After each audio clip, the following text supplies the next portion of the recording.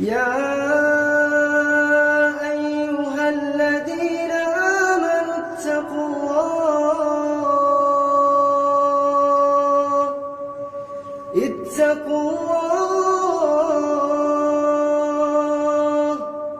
اتقوا الله ولتنظر نفس ما قدمت لغد واتقوا الله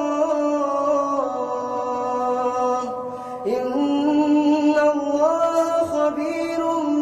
بما تعملون ولا تكونوا كالذين نسوا الله فأنساهم أنفسهم أولئك هم الفاسقون لا يستوي